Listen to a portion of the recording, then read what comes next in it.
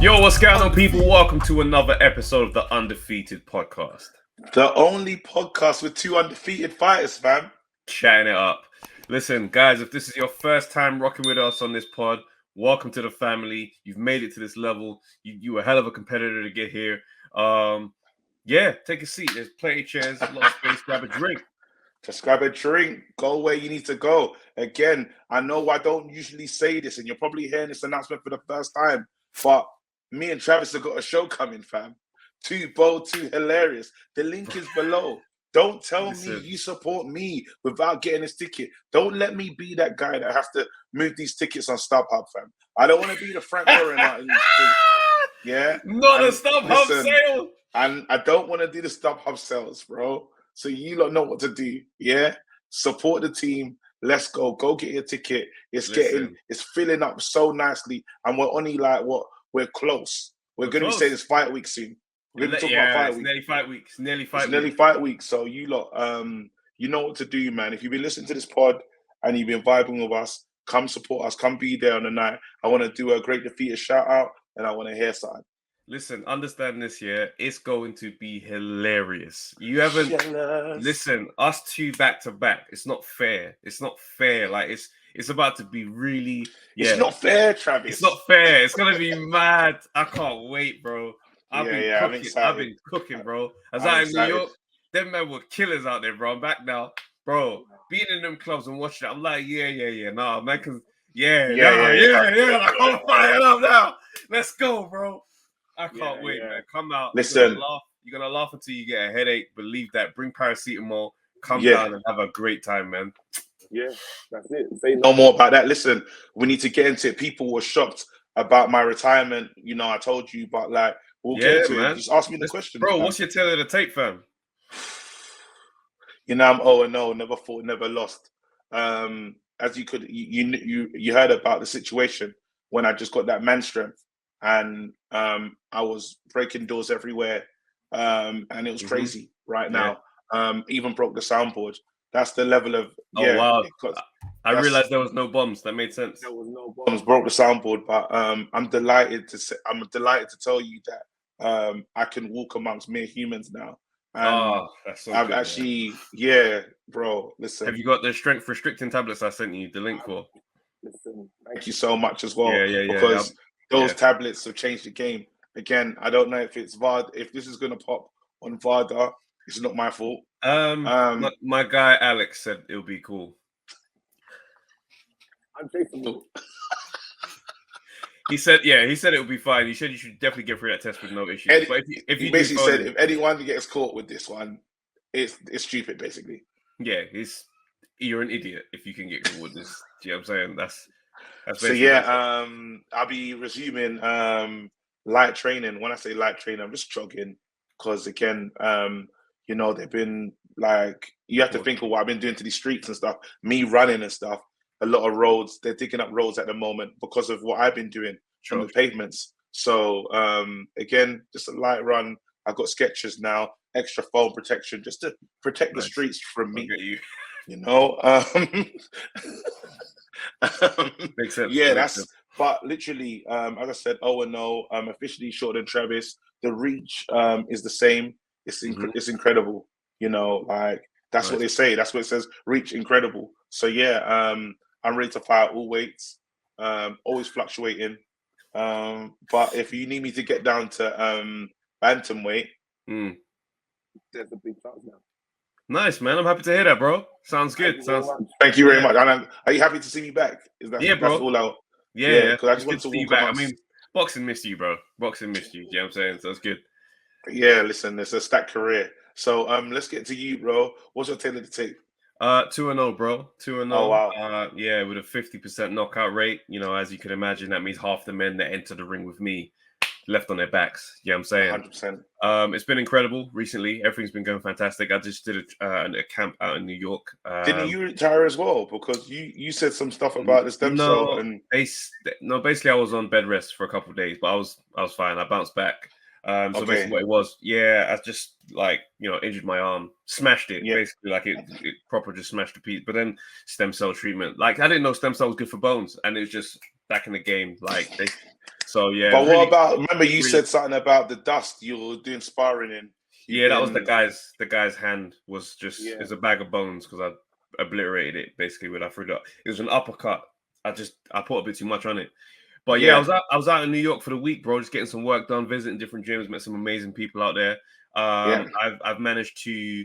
I had a good chat. I had a good meeting at Vada. Basically, I had a good chat with Alex, my guy Alex was. Yeah, we had a great chat. We went out for beers afterwards. You know what I'm saying? And we just had a great time. And I think our relationship as fighters, I think our relationship with Vada is just going to be mad smooth now. Do you know what I'm saying? I just think when there's no hiccups, there shouldn't be any hiccups ever again, ever. For our careers. Do you know what's crazy about what you're saying? Because I looked at you, and after that little chat with Alex, you look stronger. I don't know what it is, bro. Have you noticed my neck? It's coming that like it's bro. I was in the South Box gym in the Bronx. I'm hooked up with Maestro. You know what I'm saying? I walked in there. I said, "Yo, let me get some sparring." And the guy said to me, "Oh," he said, "What weight?" I said, "Bro, whoever you got." Yeah. I said, "Whoever you got." There was a big heavyweight in there on the pads. This guy looked at me, kind of smirked, like, "All right, bring him in." Jumped in there. Within 6 seconds, I was back talking to the guy, saying, "Do you have anybody else?" So, you know, where I'm at now, as far as what this game looks like, bro, I'm doing different things. My hand speed. Bro, did you know? I've been looking at birds recently because I'm like, there's something to learn from every aspect in life. I've been looking at birds. I noticed Mike Tyson was really into pigeons. So I was watching these birds and the flap technology they've got, hand speed, human hand speed hasn't been able to do that. But, bro, I can now. I'm flying. I'm flying. I can't believe this. I couldn't believe it. I was like, wait a minute. If I throw like a backhand to the, snap it out, snap it back in, just throw a bunch of combinations. Bro, I was in the air. No, I hate you. No, look here. Couldn't believe it. Oh, shit. Let's get to it. No, hey, bro, where these no stories are started from? It's getting sick. It's getting nuts. We're getting too far. I want to say we're getting too far. No, but before we start, let me shout out Maestro, man. Hooked up with Maestro out in New York, bro. We went down to the Bronx. We went up to South Box gym. Like, so we actually did go to that gym. Had a good chat with like one of the trainers in there. This guy was telling stories, bro. Like, oh wow, any that you can share or not really? It's when the convo just goes. You're not really. It's just you just listen like, right, he was there when Bernard Hopkins and my man was like it was. It was a proper experience. Yeah, bro. Was in there. Saw some of the guys training. Apparently, Tank trains down there sometimes. You know what I'm saying? Yeah, bro. It was sick. Maestro's mad cool, bro. Shouts out to Maestro, man. You know what I'm saying? We hung out. Big up to him. And it's the fact that he came. It's the fact that he came out to your show as well. He came to the show. Nice. Yeah. That's really nice, man. Again, that's what the community is all about. 100%. We have to get into it, though. The first thing I want to talk about is life is really funny. It has a funny way. It makes funny jokes. Mike Tyson and Evander Holyfield. I might as well start like having edible ears. Edible ears is hilarious. Considering all that happened, all that went wrong. Some people call it a money grab, this, that, and the other, but you kind of happy to see, because the last time we saw Evander Holyfield, he was getting mashed up by... the Belfort thing. Yeah. Horrible. The last time we saw him, we said, you think to yourself, he needs the money, right? But there's got to be other ways. There's got to be better ways to make this thing happen. And it's a genius idea. Whoever came up with that, saying, you know what, edible ears, it's you considering what happened and reaching out. But the fact that Tyson can reach out to Evander Holyfield, that's kind of seeing these boxers like do it different. It's quite inventive. It's quite. It made me smile just looking at the edit, like them marketing it and putting it out there and seeing them happy together. It felt good for me. I don't know how you felt about it. It's entrepreneurial, isn't it? Like, we're seeing fighters move very differently now.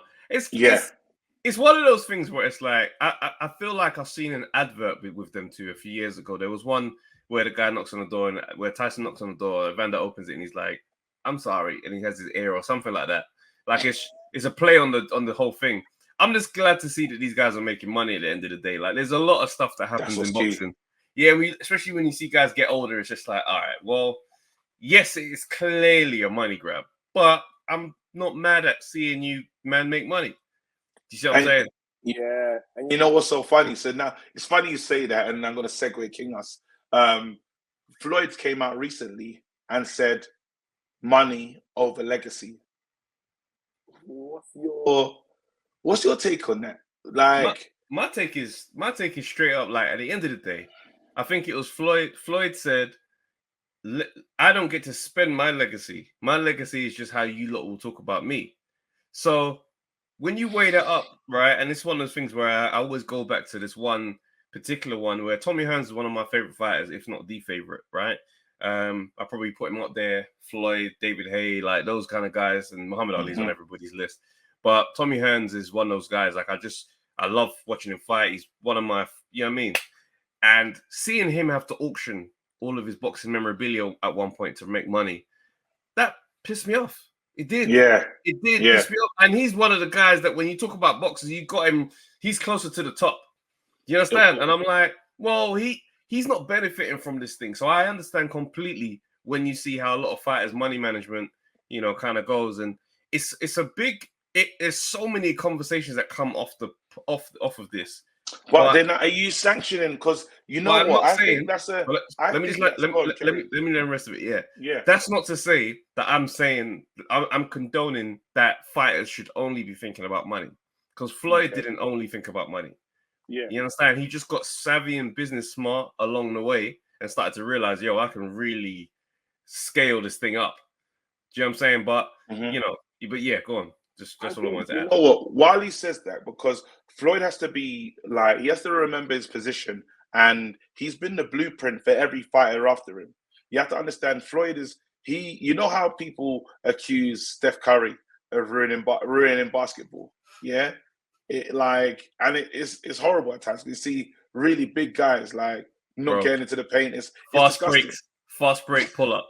You in the basket, and it's now for free. But that's what I'm saying. Now you say to yourself, in boxing, the whole thing about being O and like being something and O was we've just kind of got through. It's okay to lose ish. So when someone loses, we don't say he should retire anymore. Yeah.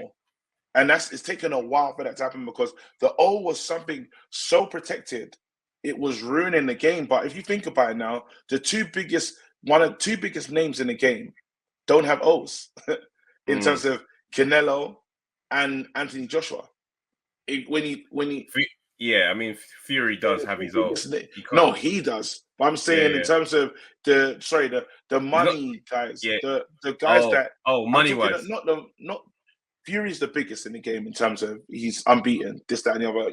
He walks on he's in a place of his own. No one can say they've broken up. You see when Floyd talks about, everyone says they have a way to beat me.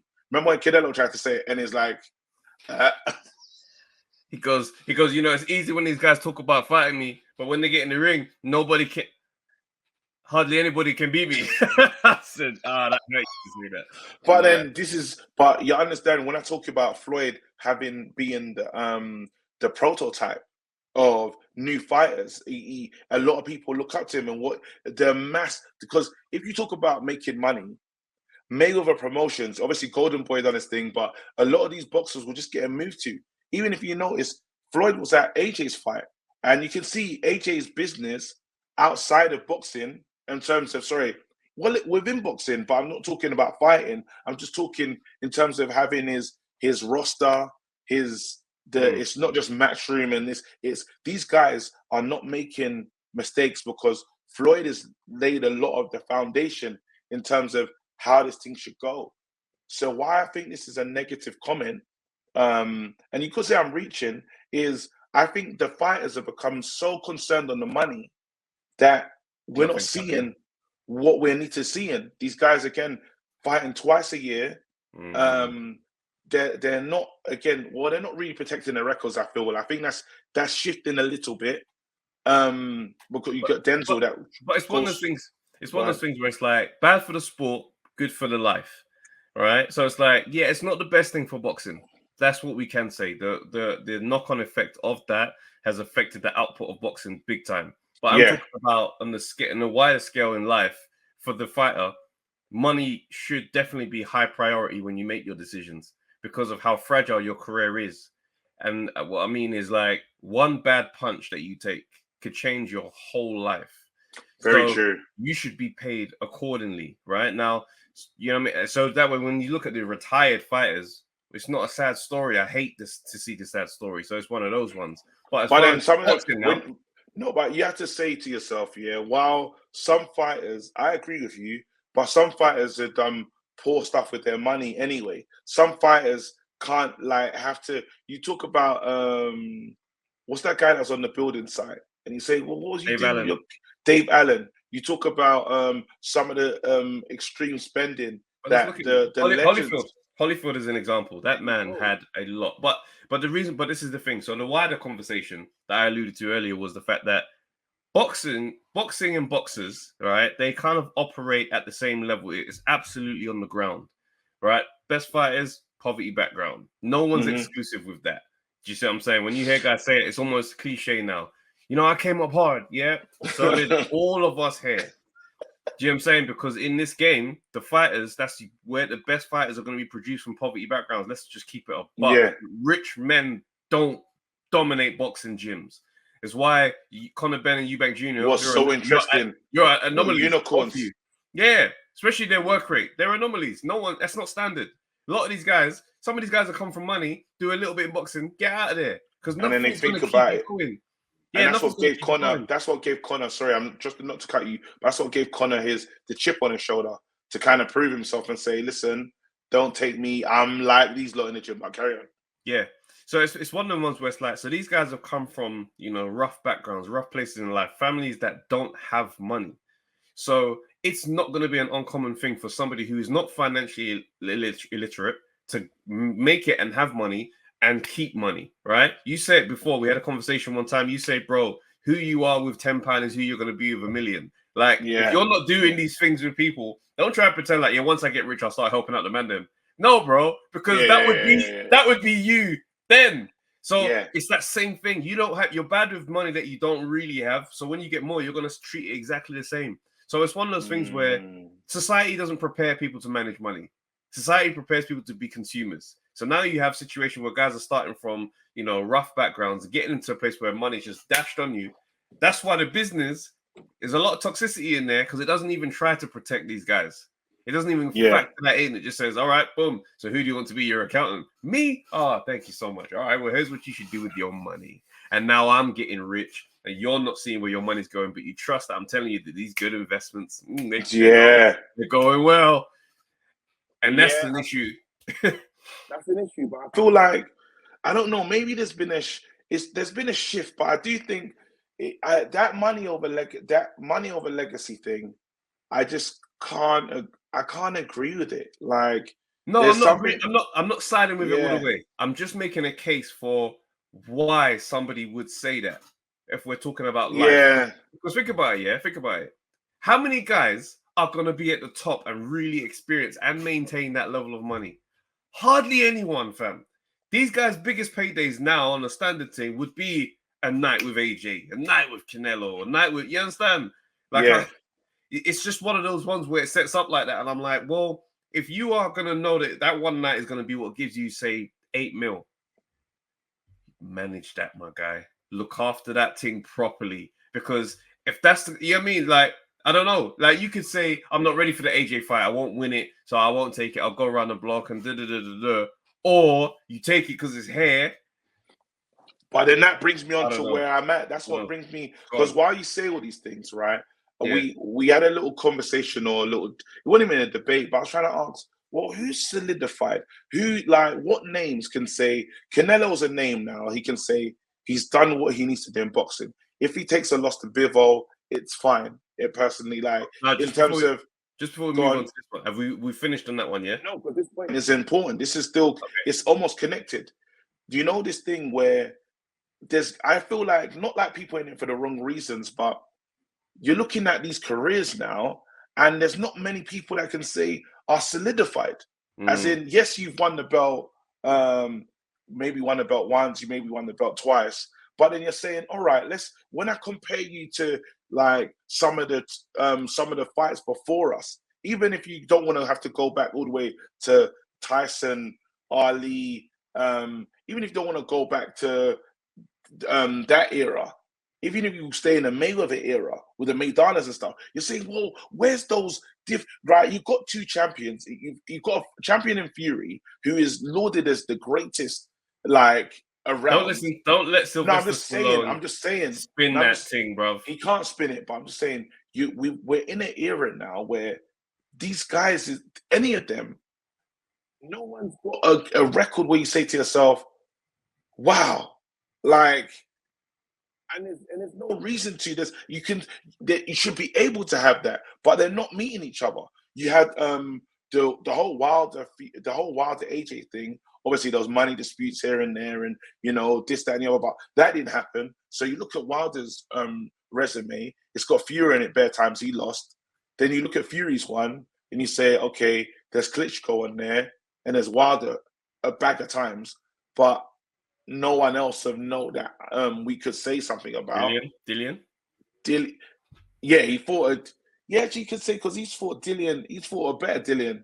That's Dillian that kind of knew what he was doing, but I think that's a Dillian that went backwards. But it's cool. Put Dillian into the equation, right? But then you say, well, where's the other guys? I know with AJ, you can say Parker's a decent win. Klitschko's a decent win. Ruiz, because of what he did to him. But we wouldn't have said before Ruiz did what he did, there's no chance we would have put Ruiz up there. I reckon it's one of the things where Ruiz announced his name on AJ. And then you see what I'm saying? It's more that one, I guess. But again, the point that you're making is bigger than me arguing about Ruiz. The point you're making is basically like this era, because it's about the era. Because what it is, right? It's one of the things where you say, but who has he fought? And then we can name names and we can chastise most of them and be like, is he really that guy? Like, is that? Because put this way, no one's rating Charles Martin. No, at all. But it's not possible for us to. It's not possible for any of these guys to have a career that says, like Lennox Lewis's one. His resume, it's got mad things on there. Do you understand? Holyfield, Tyson, Shannon Briggs, Gallotta, Beaufort. Like, he can go back and start to name. Bro, young Vitali. Bro, he like, his record was because there were so many more killers. Whereas these guys today don't have your... I disagree. No. I disagree. The reason why I say I disagree... The reason why I say disagree and why I say sheer numbers. Technical, the sheer numbers, I understand. But the issue why I say I disagree with this one is because these men are not fighting each other. All of these guys have to see each other in the ring. They have to. Every single one of them that are here, Joyce has to see all three of them. Yep.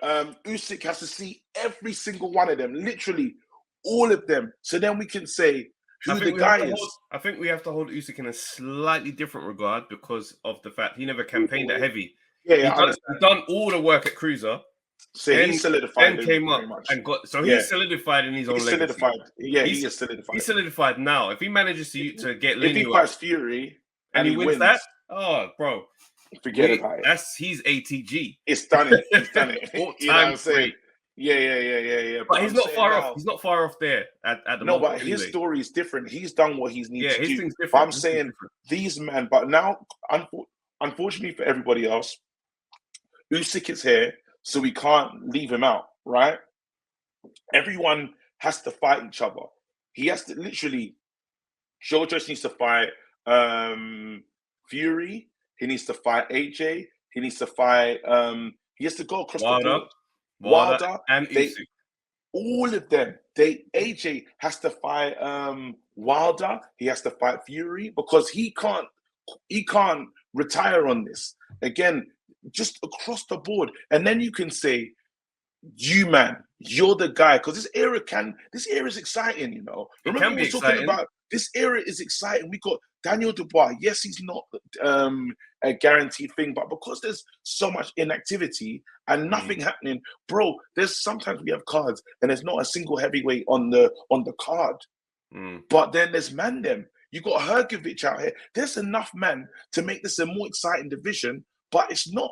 There's no light. There's no, and it's money. But the fact is, because what we're looking for, realistically, we want AJ Fury or we want AJ Wilder Do you know what I mean? We want Fury with maybe Joe Joyce if the Usyk thing don't take place. Like we want these men in there with each other because all these men invited in. Because let's say this now, yeah. Let's say hypothetically, AJ fights Fury, beats Wilder, beats Joyce. Like that becomes a resume you can say raw. If Fury smokes Usyk, smokes AJ, smokes Joyce, then it's like you're kind of done. You're done. You've done it. It's over. It's one of the ones where these are the names. You just got to clear out. You get a win over all these guys, then it's you. You're at the top of the league. Clear the division. Done it. And it's not hypothetical, because right now it's hypothetical smoke. It's hypothetical. I'm the greatest. You can't be like that. And you know what's mad? Yeah, it's when names emerge because they do something to guys at the top. For example, right, Ruiz. How I spoke about Ruiz is off the back of the AJ thing. Yeah, you did a great number on AJ. To be fair, he looked good against Parker, but we didn't have eyes on Ruiz when that was going on. He did a great job against Parker. I believe he kind of won that fight when I watched it back. But he's not one of the guys. He became one of the guys because of what AJ did. And then, because AJ lost to him. He beat AJ. I'm not going to take away his credit. Then the rematch, he beat Ruiz, and then boom, now it's here. So now he was a professional. Yeah, but Ruiz's name is still around the top. He hasn't looked great since. I'll be real. Like Arroyo, that Carlos fight, and then Ortiz. He looks like he should lose to Wilder. But Wilder is also a Ruiz type, except he had a belt, so it kind of changes a little bit. Mm-hmm. So he's held the belt, but like Dillian White said, he hasn't beat any top names. And you can try to put Ortiz in there as a top name, but why? Why? Yeah. You know what I'm saying? So now it's one of the ones where you do have great highlights, and you did have that belt from whoever you beat my man for it, Stavern, who wasn't exactly a great champion. Yeah. So you've done that now, and now you've lost to Fury. So there's still no top name on the resume, but he's considered top name because of how the era is. So nice. I think he's considered. It's so funny with Wilder. He's considered a top name because we know what he has, and while it is not a great boxing style, you just know what he has. He has the weapon of mass destruction. In theory, at the top level. And that's the problem. What they've done now with this era is it's all theory. It's a lot of theory because these men are not fighting. Again, Crawford and Errol Spence are not fighting because of finances. And they got money. This is what I'm saying. So now, obviously, everyone talking, and when it comes from the top, to just harken back to the point we're making before, when it comes to the top and it says, listen, money over everything, yeah, or that's more important because you can't spend your legacy. It's like, mate, well, none of you guys are going down in the, like, when we talk about boxing and what we all fell in love with for, when we talk about this era, you say to yourself, like, it kind of leaves your shoulders somewhat slumped. Some divisions, like the light heavies, are exciting, but even the light heavies can become somewhat stagnated. Imagine we have some of the greatest. Well, I don't call them greatest. You have the most prospects in the light heavyweight division, yeah, and they all can fight each other, and they can't see each other. It's weird. And now what we're hearing is obviously some fights are going to be pushed back. Some fights are not happening. If Bivol supposed to be fighting Canelo at some point, that leaves Boatsy in a funny space because he has to wait. He ain't going to be getting that fight anytime soon. You're looking at after whatever happens with Yard, these men have to still see each other. Craig Richards should be seeing someone. All of these men should be this division should be the most lit. Like, people should be saying, even without belts, there's so much money here because we've got it popping. And they can get it popping, but with the lack of fights, with the lack of activity, we could fight two or three times in our career in quick succession. Right. But no one's taking that part in because you watch a fight and say, I see that again. I watch that again. Would you watch Boatsy Craig Richards again? Oh, I badly want to see these men go again. I think Craig will treat that fight very differently. I would be very excited to see that again. There you go. I want to see Lyndon in there with Dan Aziz. I want to see it. I want to see Boatsy versus Yard. I want to see Boatsy versus who do I want to see? Dan Aziz. I want to see Callum. I mean, this is the issue. You know, when you say at every point, the finances don't allow for the audience to enjoy and for us to say what an era, because eras are made through magical moments happening in the ring. Right? And there's so many moments you can say, oh my goodness. Like, even as much as I hated the whole Wilder Fury thing, you see that last fight, yeah? The last fight made it make sense. I was like, I said to myself, I'm so happy I got to see that. You know, the ones, this is one I don't want to see as a, I've been unfortunate because I had to go back and watch fights and not experience them firsthand. I was so happy I got to see that. And that's happened in my era. So there's no reason why this era can't explode. Yeah. Because AJ and Fury, they would have a fight that does an absolute madness like that. Goodness. AJ and Wilder also has that. It's got that absolute, like, bro, the gambling on that. It would just be an absolute fever pitch situation. Yeah. And they could do that, as you said, they could do that in Africa. They could pull up in Africa and have, like, they could do that. These guys could really do this. And I feel like, I actually believe that promoters are ruining boxing. Their promoters' relationships is really hurting boxing to its core. It's too cliquey. It's like you're not getting anything. And even there's been this talk about Simon Jordan coming into the space and doing his. But you know what's funny about that? That for me, I'm like, oh, that's why you're so vocal on boxing. That makes perfect sense. Why all of a sudden you have decided to 2-foot tackle into the sport and lean on Eddie Hearn. Lean on that. It's funny. Hear this though. Now, if Simon Jordan's promoting and Eddie Hearn has someone, how easy is it get him to do work? It's not happening. It's not happening. It won't happen. So now we've got a new face. As a fighter, you can avoid somebody strategically by siding with a promoter that person don't do business with. That's it. Our Heyman and everyone, fam. But this is the problem with the thing, and this is why, like, so let's go back to our legacy and money over legacy situation. A lot of fighters probably deep down have a view of themselves that says, I'm not top level, I'm not elite. But I'm good enough to exist in this space. But I know if I step in there with those guys, probably it's going to be a bit crazy. I don't doubt that whilst some fighters have this thing of I can beat anyone, bring anyone to me, and I can get it done. Because a lot of promoters always say he wants to fight, but we just got to make it make sense. I think there's also some fighters that probably hold the view as just like, I know what I am. I know what I am, but I know I can make money in this thing, so I'm gonna continue to make money. So I'm gonna call out whoever, but that fight ain't happening until I'm ready to leave. You understand? So when it's that money thing, that's what makes somebody navigate their career a certain way. However, this is not me backing it. I more understand why a fighter says that, because Floyd will know the amount of fighters who are not going to be me or get anywhere near to my level is way longer than the list of fighters who will get here and can exist in this space and make the money that I made.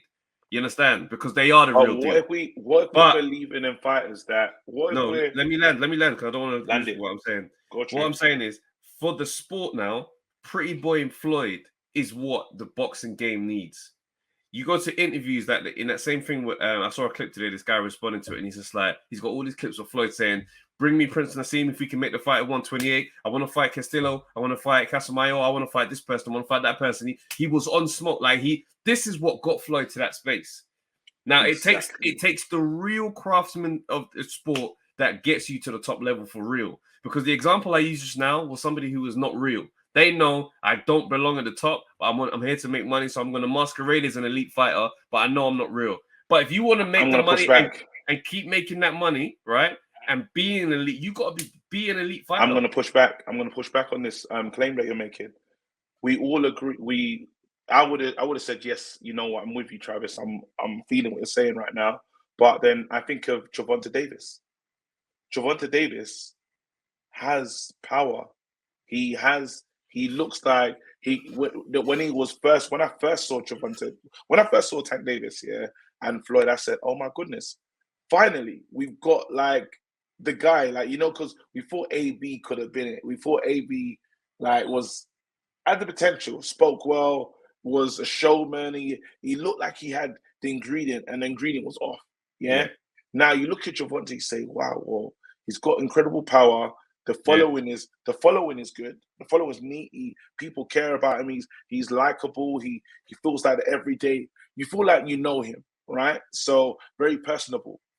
Gervonta Davis, with all that talent and skill, is not taking fights that he should be taking. And there's no excuse for it. There's no rhyme or reason when you say in his division is special. Now there's people that are weighing out of the division because now they're too heavy. There's no more time to make it happen. And he's like, when he's on hot boxing and stuff, and he's like, yeah, I didn't try. I didn't ask for this. So when he's talking about the Pretty Boy era, when he's like, give me this person, what? This guy's not a fraud. I believe in. I'm not saying okay, so let's look at it from another side, right? So I gave an example of the fighter being the thing where it's like, I know what I am. I'm just trying to. Yeah. What about a situation where the fighter believes he's elite, he's everything, and the promoter doesn't? So the promoter's now protecting you. The promoter's allowing you to have your ego, but he's looking at you thinking, oh, you get smoked by this guy. So that's not happening. Yeah, no, I tried to get the deal. They're talking crazy. Don't even worry about them. We're going to fight this guy right here. It'll be great. You're an attraction, so you'll do numbers. Like, there's a lot of angles in this thing which allows this thing to get to that place. You see what I'm saying? There is many. It's a frustrating one because the reality is this: the craftsmanship and, you know, a lot of luck and a lot of blessings is what makes a fighter an elite fighter. Do you see what I'm saying? I say luck and blessings because, as we know, you get hit in the high head, brain damage. It's that fragile of a world that you're in. So it's all of those things that allow these guys to get there. The guys around the sport who want to make money, they're not going to gamble their horse on these moments in this era, knowing everything we know now. You go back to those times, bro, fighters were a lot poorer. Times were a lot. And when you say gamble their horse, what do you mean in terms of, just to give me some, gamble their horse in terms of, gamble them in terms of their health, or gamble them in terms of them losing? Losing and health, bro. Like, I'm not going to put you in with these guys because you could lose and now I'm low on business. My business is affected by it. You see what I'm saying? But what I'm saying is you go back in the day, 60s, 70s, 50s and whatnot, you know, era where the legends that we speak of now and forevermore, they existed. There's a lot less information available, right? Yeah. So these things to be aware of, they're not going to be aware of the health complications that could be dealt with. They're not thinking like that. So whereas now we've got the combination of so much knowledge, so much money, so much everything else. Now it's like, all right, well, if we can finesse everybody and make this fight a much bigger fight than it appears to be, then we can make this thing work. Like, to us as fans and consumers, Manny Pacquiao and Floyd, you know, that didn't happen. And eventually when it did happen, it was a massive fight, right? And it worked out that way. That could have been planned, or it could have just been a coincidence. What you're having nowadays is that guys are trying to recreate this, where as soon as I've got my rivalry, yeah, cool, me and you. Yeah, I'm going to call him out. He's going to call me out, but we ain't going to fight anytime soon. We're going to let this thing come. And what's happened is the money that people feel is in boxing, now we're starting to see that it's not in boxing. So as with everything in this world, bro, everything returns to equilibrium. Everything. So, yeah, you're trying to make it seem like money's there and it's an endless pot that's going to get as big as you want it to be. But now we're seeing that, right, wait a second. So you mean to tell me these guys don't actually have that money and they're close to actually leaving the sport because it's actually going really bad? Well, you know what's going to have to start happening? The fights are going to have to start getting made. Yeah, we have to go back. That is where the money will start to come. And that's when it comes back. That's, you know what I mean? Everything needs the balance. Everything needs, these guys need to fight more. These guys, again, you talk about guys stepping up and not having the necessary skill to even get through some of these fights. They've never been in these situations. You know, like, you want these guys to go out and do, like, even I'll shout out Denzel right now. He's experienced Vegas. He's experienced fighting in Vegas. He'll be a better fighter for that moment. And Denzel, thank you for coming on the pod, bro. Like, you ain't spoken to no media. The fact that you sat down with us first, is super epic. And yeah, shout out to just the risk you took. But I think I always look back at the learning, because while that experience is colored in a lot for him in terms of he knows, because what he was talking about, funny enough, was when he should have went for it. He said he should have went for it a little bit earlier. The team thought, we're gonna see what he has and then go for it, right? And then, like, from round 5th, but they should have been probably two to three rounds early. And then it would have been a bit more of a hard decision. But funny enough, you didn't even hear this. He said what would have been, he said that even if he won it on points, he said, well, what the judge done with the 118, he don't think he would have been given the decision anyway. I found that interesting, but I thought it's easy to say that when if the fight went the way it needed to go and he was more aggressive, you can't argue that because you didn't. Nah, but the thing is, I have to push back on that because you can argue that card. It's a dodgy card because he won rounds. He clearly won rounds. So the fact that judge weren't seeing it, it means you weren't going to be seeing. If he dominated him and just beat him up around the ring, then it's there. But it's like, bro, you did win rounds in this fight. So to say that, you have to do a different, I don't know. Yeah, I just think, again, I'm looking at like him and Hearn and all this stuff. And as you're talking about losses and stuff, I think the losses are not a bad thing. It's not like it can make a fighter better. I'm so excited. Like, let's even have a conversation about. If you look at Denzel, sorry, just to jump in. If you look at Denzel against Cash and the performances we've seen since, we see that there's the real makings of a man in this thing. You come back from adversity and you can create that and just level up. That's like, okay, no, you're made of different stuff. There you go. And that's what I'm saying, because we love a from the mud story. We love someone that's gone from adversity to being the guy again. Yeah. Right. Yeah, that's why we're kind of, there's like a little bit of clamor for what Joshua's gonna do, because you're like, well, this could be, if you can work your way up. I hate it has to be through Dillian, but if you can work your way up and reclaim a title again, the hard way. Well, look at it like this now, yeah. As you incredible thing I've ever seen. So hear this now. Eddie Hearn, right? He's not involved in a Fury Usyk situation, right? But his fighter is mandatory for one of those belts. I think it's the IBF, Hrgovic. And they've ordered that next. They've ordered it. What do you mean next? I don't know if it's next. I don't know if it's next, but they've ordered it. Yeah. So that convo needs to start happening. I look at that, and let's look at the route here, right? Let's look at the route. Let's say Usyk doesn't take it and he vacates the belt. That belt's available. Hrgovic. There's what's to say Hrgovic and AJ don't end up fighting for that after the Dillian fight. It's not good enough for me. Why not? No. I'm looking at the forecast. I'm not saying what I want. I know what you mean. Let me land it. Run it. So you got Usyk. Let's say he flips that belt and says, I ain't going to waste time fighting Hrgovic. Flips that belt. That belt is up now. Hrgovic, maybe AJ fight for it because they're going to jump for that fight to be there anyway. So Usyk and Fury fight for that whatever belt. That belt, let's say AJ manages to get a hold of it. Fury after the Usyk fight is probably going to have to fight a Wilder because again, number 4. Bearing in mind, Fury and Wilder right now is a winner gets Fury type fight for them. So depending on if that gets ordered next. No, sorry, Ruiz and Ruiz. Ruiz and Wilder. That's a winner gets Fury, bro. What this is showing me, yeah, when there is an opportunity to go for Undisputed, go for it, bro. When I said to you, yeah, and also there's a possibility that, let's say Usyk decides that I don't want to drop my belt. I've worked too hard for it. I'll fight Hrgovic. That means that fight is we're not going to see. Bro, and then Ramadan, because remember he's like, we're not. Well, he's Muslim. Someone Muslim said it. He's Muslim. Someone was talking about. There's a fight that's not going to happen. AJ might be Muslim, but he's not publicly Muslim, so I don't know if that conversation would have been swirling around because of him. Forget that. Throw that away. I can't remember where else again. So basically, it just means that everything just gets dispersed in such a way where you start thinking. We're talking about Undisputed. We're talking about Undisputed, right? And this game is so. I kind of want the belts to. I wouldn't mind if Usyk said, "I'm cool," and he goes and just fights Fury. I don't mind that. Philip Hrgovic gaining the title. I think. Would you say AJ, if AJ wins it back, from Hrgovic, let's say that happened, would you say his legacy is now cemented because he's won it 3 times? No, that's just that's a stat that goes on the Wikipedia, but it's not. It doesn't do the same thing. It doesn't do what it does, and this is the thing, right? This is the main thing is sometimes, and you used to say this. It's so funny because it's just an accolade. You said this. It's accolade, right? You said the belts. I remember you talking about this thing when you're talking about they should just switch it up because the belts don't really matter.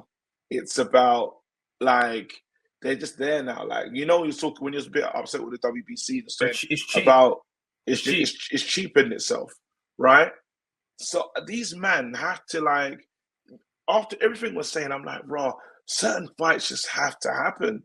Like even when I if I could ask Chris Eubank Jr., I'd say, yeah, you made a lot of money in this game, yeah. But on a real, like, do you feel like legacy-wise or that your career was what it was supposed to be? Yeah. Honestly, could you tell me that? Like, no Fugazi, no like imagine the camera, like let's not even in front of the cameras. Let's just talk, me to you. Do you feel like you've done it? Like you're up there with the bad boys.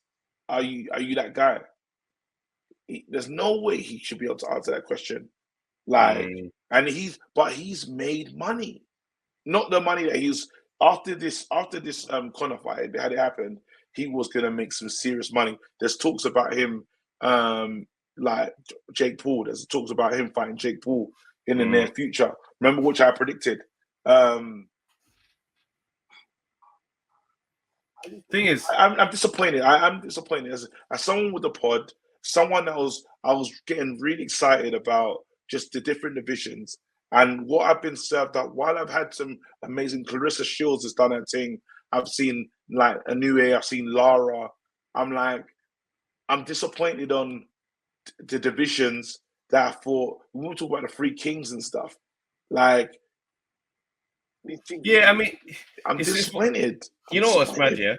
It's one of those things, right, where, you know, I mean, if we're linking this thing to money and legacy, there's only certain, it takes a level of personality and a lot of character for someone to make money and still be acting as if they're hungry and on the way up, right? And that's one thing where, back to Floyd, I give him full credit for how he navigated his career. Incredible. Because the money he was making, like, it was a lottery for you to be his opponent.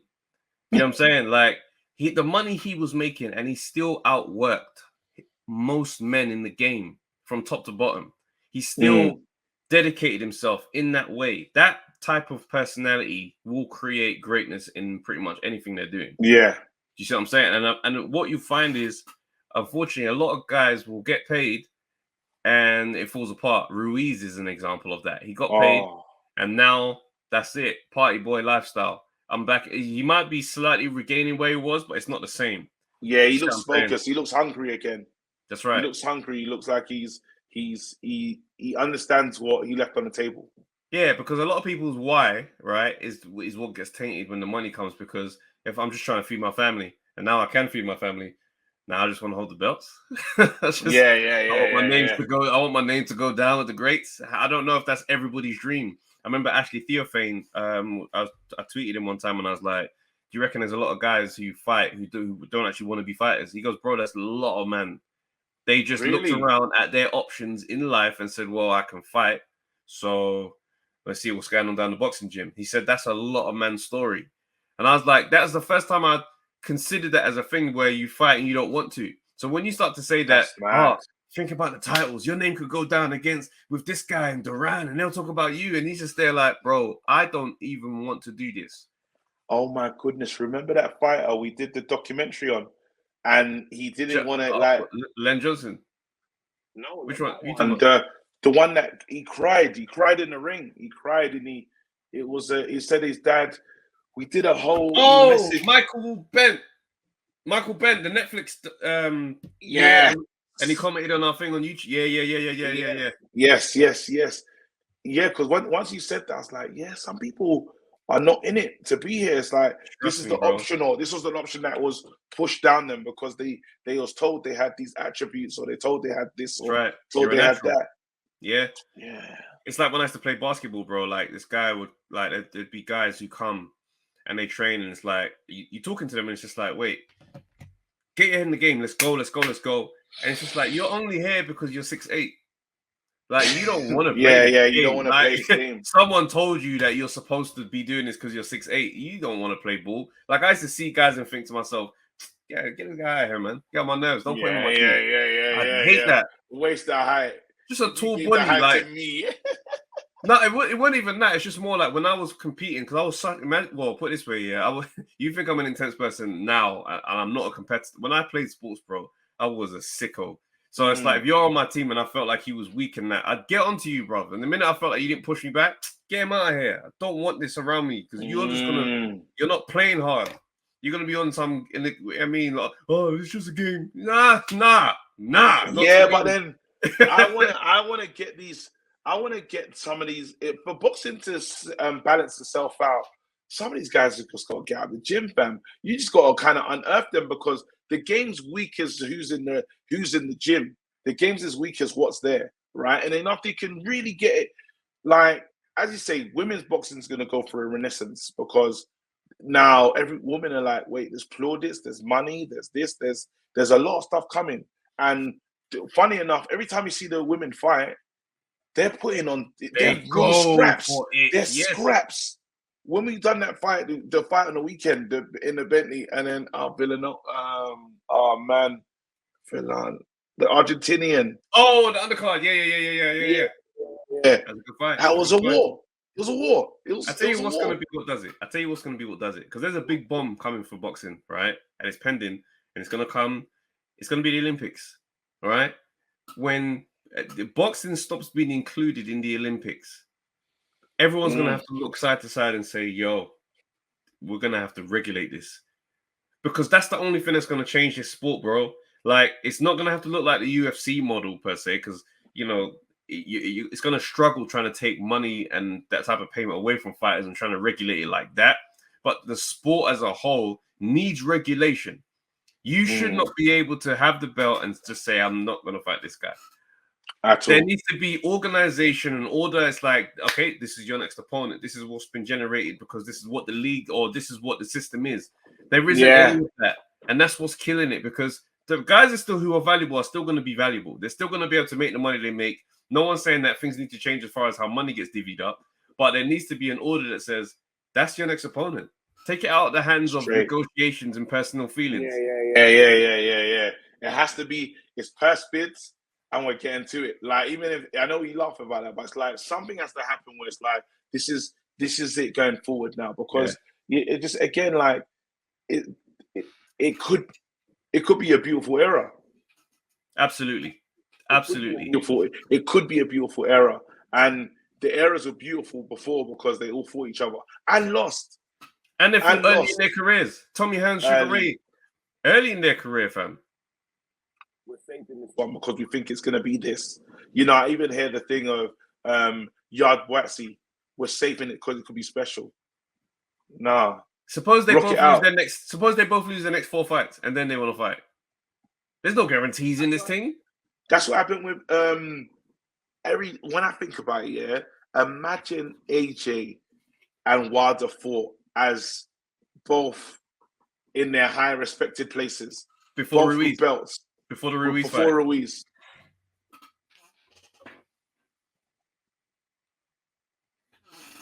Now all we can do is imagine what that looks like. Now you only can imagine, and it will never feel the same. Even when they finally get in the ring, it will never be the same because now you're talking about AJ that's lost. AJ's lost 3 times, but twice to one person. So, like it or not, he has to have the scars of that loss. Fury's lost twice to one person, and we don't know what this. I mean, realistically, we've seen him come back for all of a minute and a bit in that round. Like, we don't know. You say Fury's lost to Wilder. Sorry, Wilder. Yeah, Wilder's lost to Fury. He's lost him twice, but the beatings that he took in the last one, and we don't know what that looks like in terms of what he's going to come out with next. Exactly. And now, even to quickly put some light on the Denzel fight. I said to him that you're different. Like, he fights different. I was surprised. After Cash, you're not the same in terms of I've seen him a lot more aggressive. So he had the Cash fight, and he's had 2 fights after. I think he's been like, you could clearly see a different side to him. But then in this Janibek fight, yes, while defense was important, it was like, I don't know, it just didn't feel, it felt too different as the fighter that I was watching.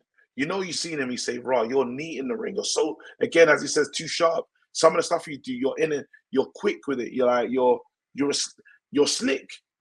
But then you're saying, "Raw, where was that slickness?" And he said, as you pointed out with the stepping on the foot and stuff, like all the things you're saying was actually he was having to deal with those things within the ring. So I understood it, but it was like, but I know you still have more. You can deliver more pressure than this. It's just a hard one for me. Do you know what it was? It's one of those things where it's like, this is the growth period, in it, when you work your way up to a certain level, you know, and we speak about this stuff all the time in terms of fight and career navigation in regards to just like the step up fights. This one kind of felt like a jump. Do you know what I'm saying? It felt like one of those things where a lot of people said no to it.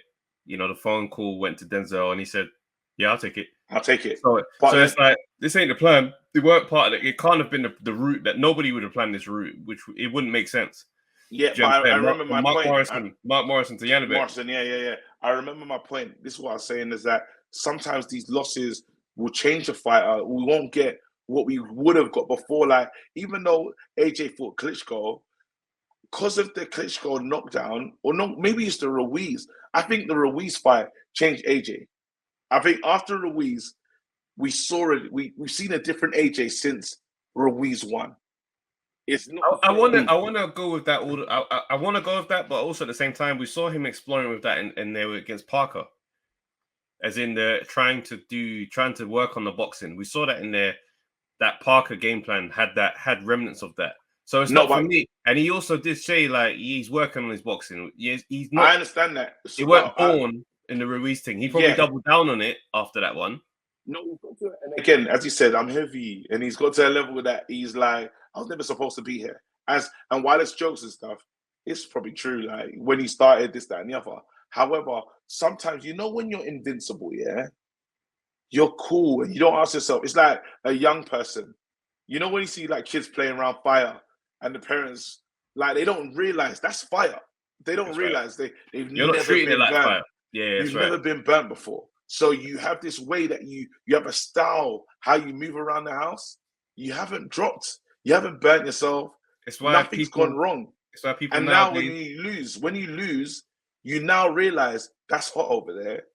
I can't be moving around that place. And that's what I'm talking about, what a loss sometimes does. So while you can say, yes, AJ was trying to work on his boxing, but he was living a lot of his life around fire, around very dangerous things, dangerous elements, but it wasn't a problem until it became a problem. And once you can't mentally shut off, that was the problem.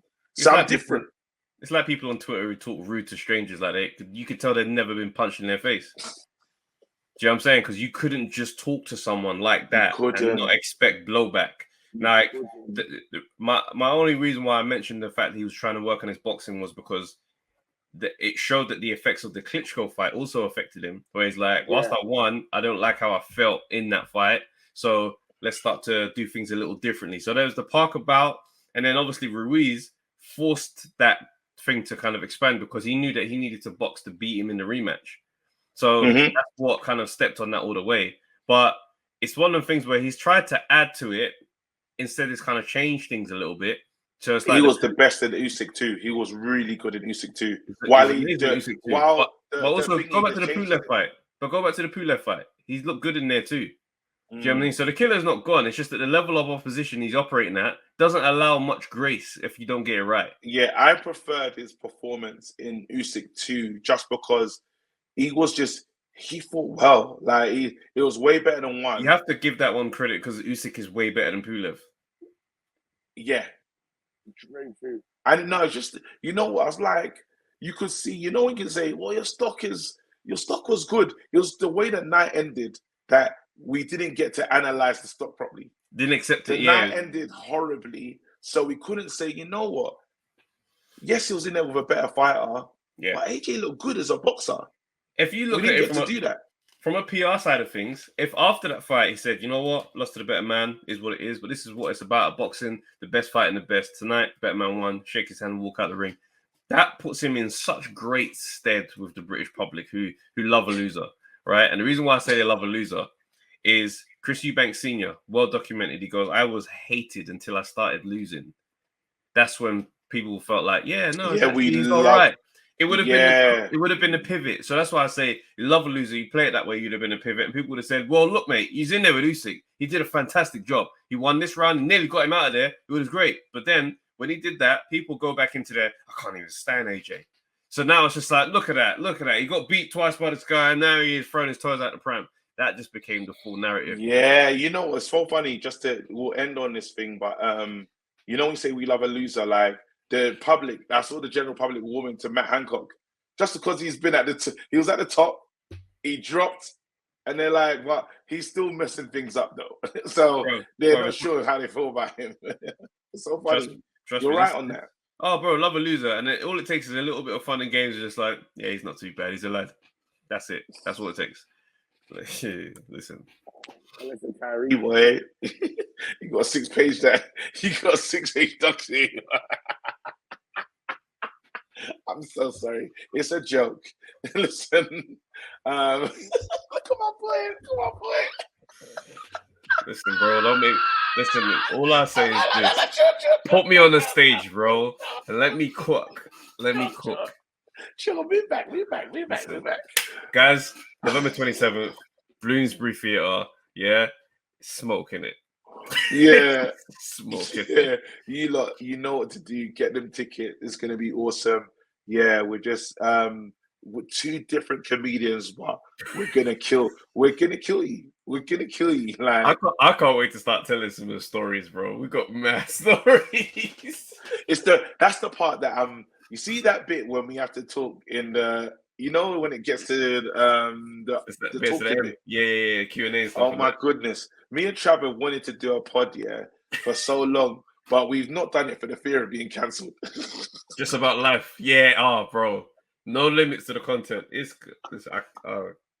But yeah, listen, this has been a wicked pod, man. You lot, hope you enjoy it. If you didn't, let us know why in the comments. We'll probably call you a troll and block you. But don't worry about that. At least you got your point off. At least you kept it real. And now, on a real, big up to you guys. Stay blessed. Till next time. We're out. Peace. Take care, people. Yo, people, thanks for watching the Undefeated podcast. Make sure you like, subscribe, share, leave a comment, and all that good stuff, man. This is the place to be.